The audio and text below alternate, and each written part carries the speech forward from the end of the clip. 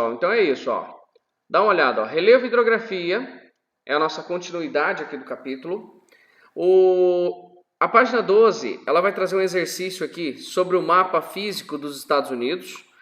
Então, este mapa aqui, ele mostra bem o que nós queremos, o que nós precisamos entender sobre os Estados Unidos, tá? Os Estados Unidos, ele vai ser dividido em 4 porções, que tá aqui, ó. Oeste, Central, Leste, Costa Atlântica. Então, são 4 porções. Oeste, Central, Leste e Costa Atlântica. No Oeste, olha o que tem de destaque. Lá perto do Pacífico, ó, na borda do Pacífico, nós vamos ter aqui várias cadeias montanhosas e nós vamos ter aqui, ó, as montanhas rochosas. Montanhas rochosas, ok? Aí aqui, ó, na costa californiana, Serra Nevada, por exemplo. Aqui, ó, na continuidade das montanhas rochosas, o Grand Canyon, tá? Então, esta parte aqui dos Estados Unidos, a porção oeste, ela é predominantemente montanhosa. A parte central dos Estados Unidos é planície. Ó aqui, tudo planinho, ó. No mapa de relevo, sempre a cor mais escura indica relevo alto e o verdinho, as cores mais claras, o verde, ele vai indicar a área mais baixa, ok? Então, a planície central, você vai ter aqui, ó, Rio Missouri, Rio Mississippi. Então, o Missouri se junta com o Mississippi, aqui isso tudo é a chamada Bacia do Mississippi, Rio Arkansas, tudo isso aqui faz parte da Bacia do Mississippi. E justamente por esta condição de relevo, pelo fato do relevo ser plano na parte central, aqui é muito utilizado para a prática de agricultura, tá? O celeiro americano, ele está na parte central aqui. Por que celeiro? Porque é onde tem a maior parte dos cultivos. Então, o cultivo do milho, o cultivo do trigo acontece principalmente aqui ao norte. A criação de gado leiteiro acontece aqui nesta região mais fronteiriça com o Canadá, no nordeste dos Estados Unidos. Aqui onde é montanhoso, como não dá para praticar aquela agricultura mecanizada, ele tem a prática da pecuária, mas a pecuária extensiva, o gado criado solto, o gado criado em vastas áreas de pastagem, ok? Então, se fosse, deixa eu ver se eu consigo usar esse pincelzinho aqui, com vocês. Se fosse para a gente caracterizar o relevo estadunidense, para classificar o relevo, então, ó, oeste montanhoso, centro plano e no leste, olha como seria o leste. Isso aqui, ó, tá mais escurinho um pouquinho. Isso daqui são os Apalaches. Então aqui seriam montanhas rochosas, aqui Apalaches e aqui no centro as planícies centrais. E ainda, se fosse para a gente pensar aqui neste leste aqui na beira do Oceano Atlântico, então a gente faria um relevo assim, ó. Centro, aí o leste e aí o litoral, ó. O litoral também é plano. Aí começa o oceano, aí aqui das montanhas rochosas, ó. Oceano. De um lado, Oceano Atlântico, do outro lado, Oceano Pacífico. Beleza? Então, pessoal, deixa eu sair dessa ferramenta.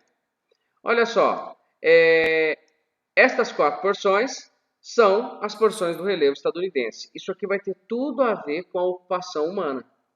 Ou seja, de acordo com o tipo de relevo, nós temos um tipo de atividade econômica, um tipo de concentração humana. Por exemplo, se a gente pensar aqui nessa parte oeste, não vai ter muita gente. Por quê? Porque é montanhoso. Se eu pensar aqui na parte central, ela tem características para a ocupação humana mais adequadas. Só que pelo fator histórico, os ingleses chegaram primeiro aqui na parte leste dos Estados Unidos, que justamente também tem planícies. Então eles se concentraram aqui no leste. Bom, falamos aqui dos rios. Opa, deixa eu dar um zoom aqui. Falamos aqui dos rios Missouri e Mississippi, tá? Esta bacia hidrográfica aqui no centro, ó, ao tanto de rio conectando-se, ela é muito importante. Por quê? Porque esta bacia, além de ter muita prática de agricultura, ela é plana, então dá para navegar.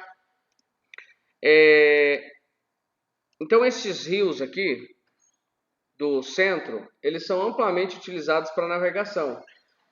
Os rios aqui da parte oeste dos Estados Unidos, como a gente está vendo aqui, as montanhas rochosas, nós vamos ter grandes usinas hidrelétricas nessa parte. Por quê? Porque os rios são de corredeiras, então dá para instalar turbinas. Por exemplo, olha a represa aqui. Tem várias represas. É que essa represa, no caso, a Grande Coulee, é bem grande. É uma represa bem considerável. Mas pelo fato do relevo ser todo onduladão, dá para praticar a produção de energia hidrelétrica. Beleza? Aqui uma foto do Grand Canyon, né, com o Rio Colorado. Aí, olha só. Parece que a gente mudou de tema, né? A gente vai falar de indústria aqui agora. Mas na verdade não. Olha por que o relevo ele é tão importante. A estrutura geológica dos Estados Unidos dispõe de recursos minerais variados, especialmente em regiões de relevo mais astentado, como a Cordilheira das Montanhas Rochosas e o conjunto de planaltos dos Montes Apalaches. A industrialização do país demandou uma forte exploração dos recursos minerais, como o minério de ferro e o carvão mineral. No decorrer dos séculos 19 e 20, a segunda e a terceira revolução industrial dinamizaram a indústria ligada aos minerais metálicos e aos combustíveis fósseis. Então é aquilo que eu falei para vocês, pessoal. Como os Estados Unidos têm essa característica natural de ter um território amplo, de ter uma diversidade nos relevos, pelo fato dele ter abundância de recursos energéticos, eles conseguiram extrair o minério necessário para que pudessem fazer seu processo industrial. Então, os Estados Unidos vai se destacar, por exemplo, na produção automobilística, principalmente na região dos Montes Apalaches. Agora, olha nas montanhas rochosas, metálico, e aqui nós temos um outro destaque, só que agora nas montanhas rochosas.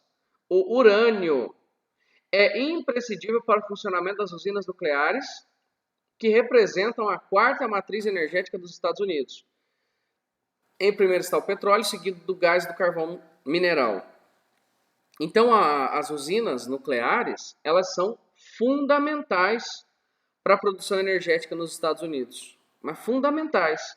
Então, aqui tem um exemplo de uma usina na Flórida, e mostrando aqui que cerca de 19%, 20%, aí vamos pensar, um quinto da energia dos Estados Unidos sai das nucleares, tá?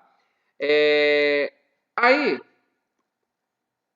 aqui na figurinha do lado, falando mais um pouquinho sobre rio, é aquilo que eu falei para vocês, ó.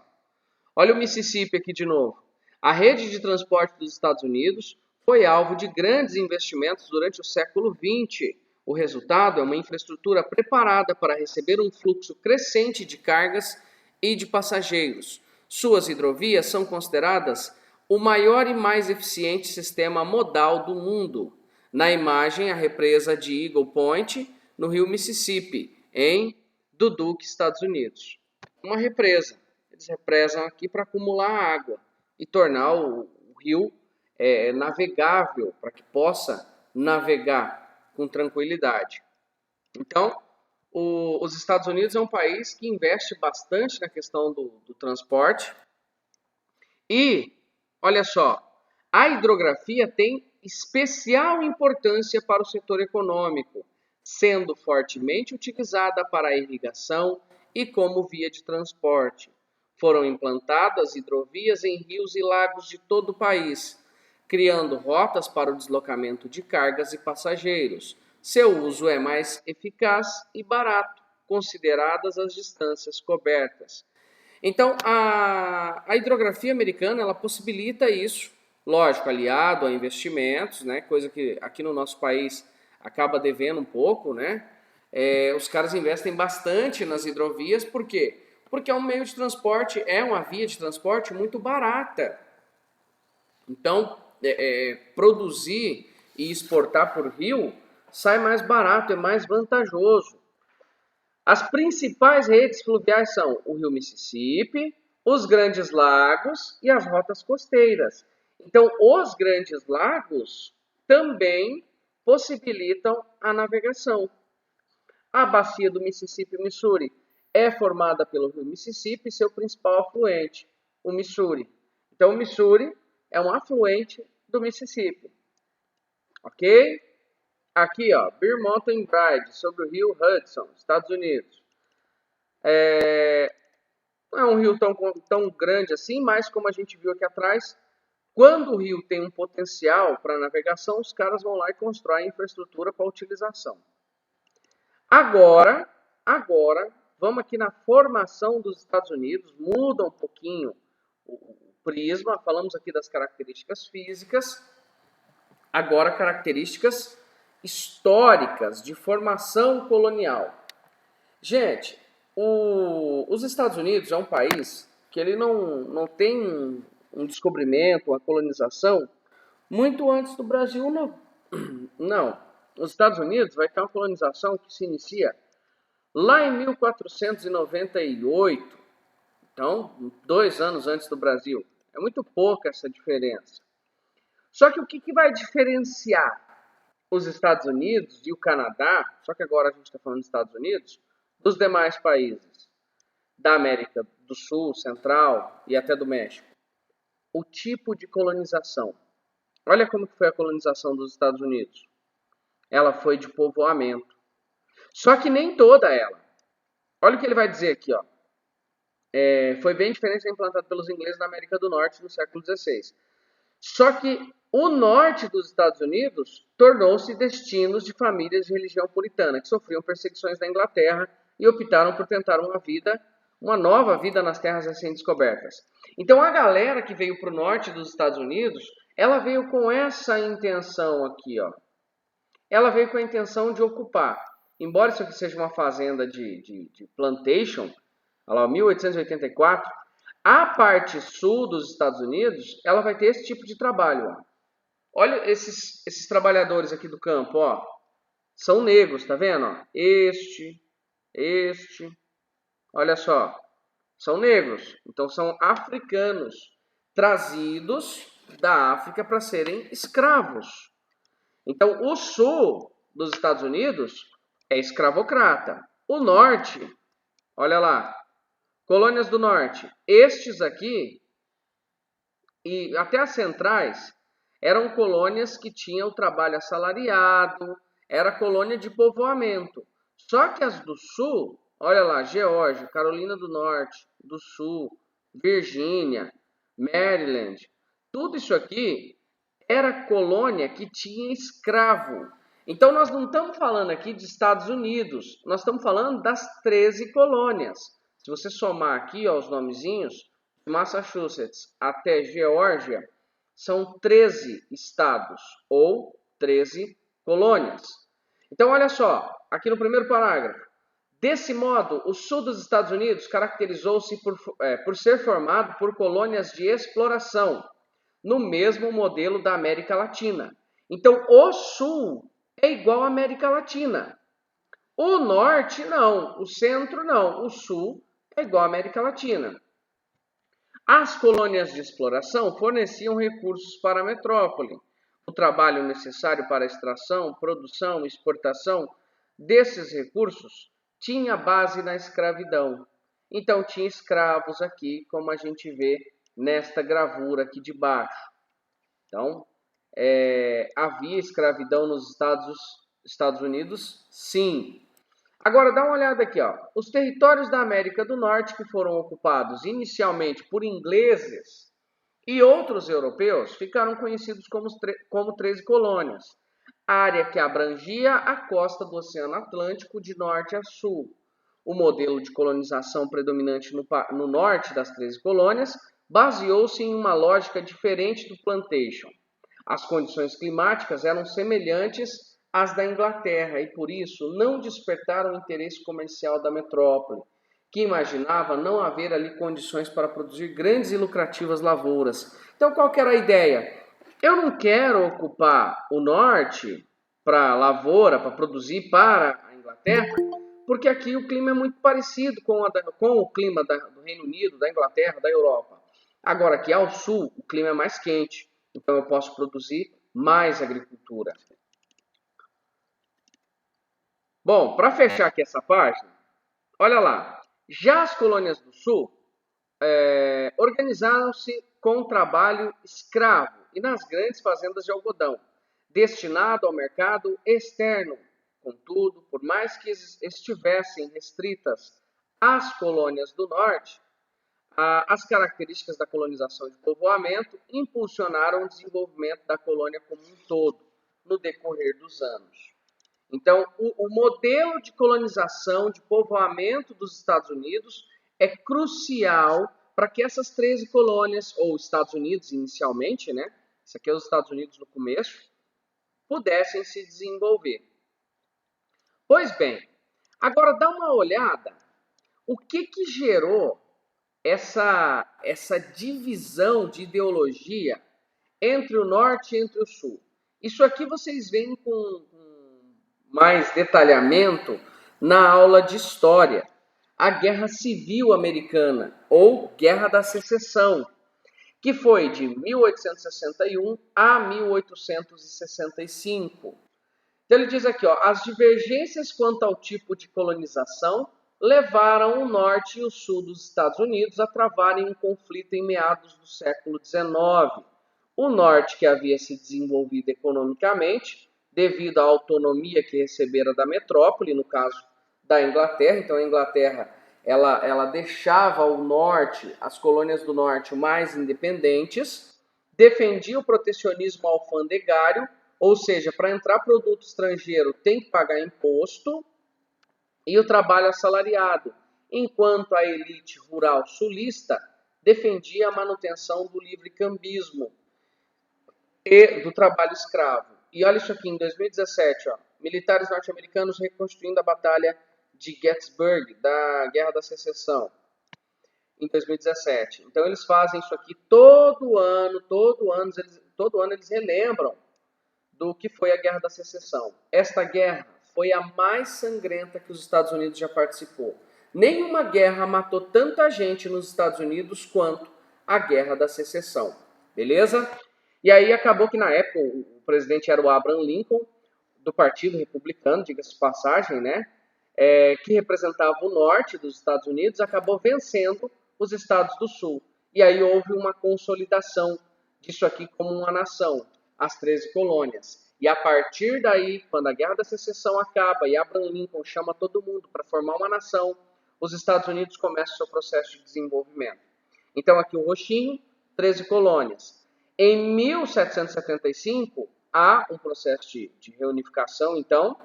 E aí, em 1783, olha o que eles fazem. Anexa um território inglês. Isso aqui era da Inglaterra, só que anexado pelas 13 colônias. Em 1803, esse amarelinho queimado aqui, ó, parte central, o centrão dos Estados Unidos, aqui as planícies centrais principalmente, foi comprado da França. O vermelhinho aqui em cima, ó, o Reino Unido devolveu, né,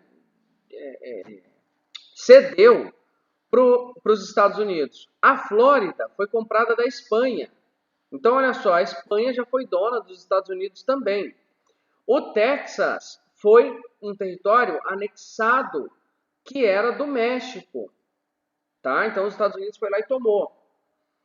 Oregon foi cedido pela Grã-Bretanha.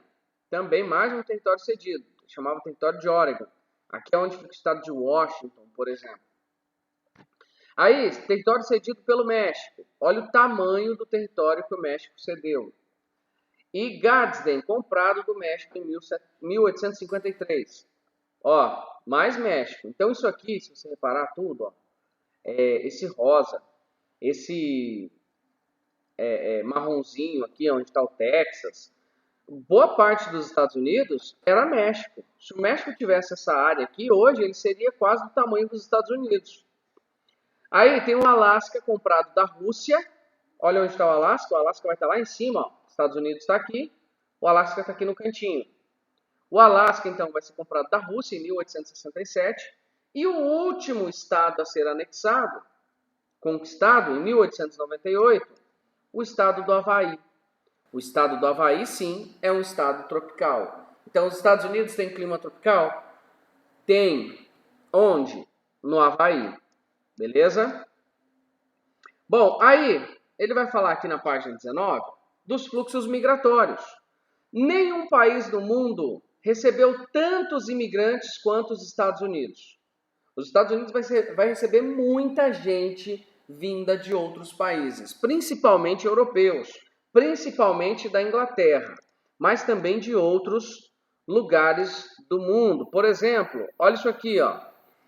Ellis Island, em Nova York, era a principal instalação de entrada de imigrantes dos Estados Unidos nos anos 1892 e 1954. Na imagem, grupo de judeus, olha só, judeus desembarcando nos Estados Unidos. Então, ó, de 1850 a 1890, repara isso, de 1850 a 1890, 40 anos, né? Chegaram 38 milhões. Ou seja, chegou quase 1 milhão de imigrantes todo ano nos Estados Unidos. Então, realmente é uma coisa muito considerável. A gente está falando de 38 milhões, só que a gente está falando aqui da década do século XIX. Então, é gente pra dedéu. Chegou muita gente nos Estados Unidos, muitos imigrantes. Aí, até os dias atuais, fazendo o balanço, são cerca de 70 milhões de imigrantes. Então, realmente, os Estados Unidos são um país de imigrantes, ok? Porém, com a atual administração de Donald Trump, foram intensificadas algumas medidas anti-imigração, como um muro na fronteira com o México, proibições temporárias da entrada de muçulmanos e de refugiados e prisão de pessoas que entram ilegalmente no país. Então, o governo atual do Donald Trump, ele tem falado muito a respeito contra o processo de imigração para os Estados Unidos. Há um investimento maior, um empenho maior desse governo atual em bloquear a entrada dessas pessoas. O governo alega que vai causar um desequilíbrio se esses imigrantes continuarem a entrar sem controle. E aí eles estão bloqueando a fronteira sul com o México, cada vez mais. Aqui, essa parte de economia, da página 22, eu vou deixar para a próxima aula, que a gente já mata e faz os exercícios, ok?